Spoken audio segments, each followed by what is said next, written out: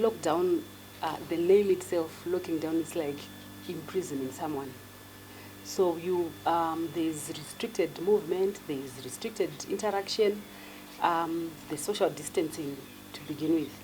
So people feel confined, and mostly, people cannot go about their usual routine. So we are seeing that besides the lockdown, there's also the anxiety that's involved in terms of people getting worried about infection.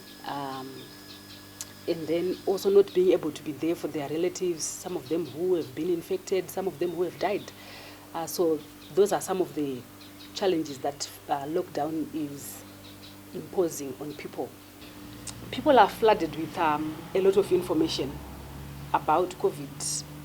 Lots of videos are circulating, lots of images of dead bodies, images of coffins, and then there's a lot of home remedies that people are bringing about.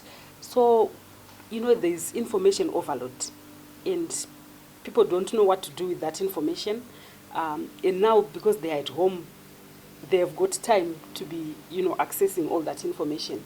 So that information and what's actually in the reality, knowing that flights have been stopped, there's lockdown in many other countries across the globe, we don't know when all this is going to end. People become stressed, they become anxious, they become depressed even. And I want to just highlight that some of the psychological effects like anxiety and depression include lack of sleep and just generally being irritable, being angry, and because you are confined in one space with your family members and caregivers, there is bound to be more. Of note, these psychological problems, if they are not taken care of, the anxiety, the depression, the stress, they can actually, people can sink into severe depression. So there are different coping mechanisms for different people. I spoke about the older adults and children, for example. It's important to have even the general population, number one, to have accurate information. We recently have been doing psychosocial support for healthcare workers who were at risk of infection and are in quarantine. We note that they are responding differently to these anxieties and fears.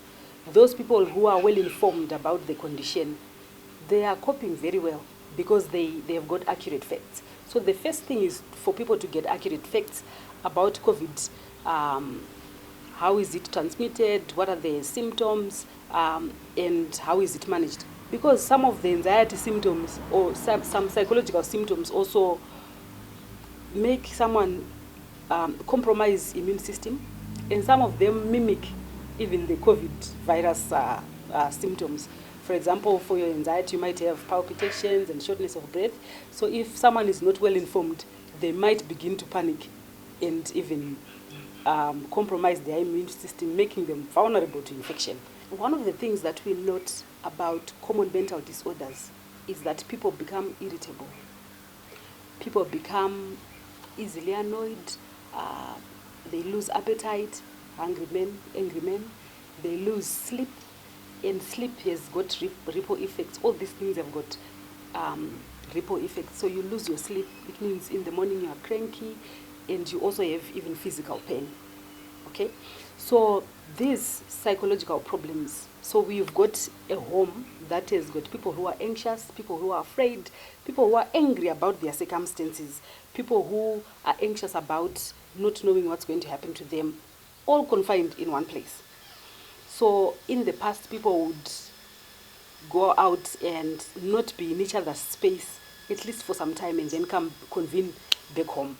But now we've got people spending time 24/7 together. It's a new environment because some people had actually disengaged. They are together. They don't know what to talk about because all the time maybe father was coming home in the evening, late in the evening, children are sleeping, but now they are in each other's space. So that's bound to increase friction, and so it will increase friction in various ways. There's what we call displacement. You might have heard of the joke where people talk about manager gets shouted at maybe by their boss, they shout at their subordinate, and then the subordinate goes home, shouts at wife, wife shouts at son, son kicks the dog, that. So that channel of letting out negative emotions is no longer there. It's all confined in the home. So it's possible that people, parents or adults who are frustrated, are bound to let out negative emotion against each other, on the spousal level or on the children level. Then there's also, you talk about domestic violence regionally. We have a recent case in Bulawayo where a woman stabbed her husband, and it was said that the fight was over a remote. If you look at that,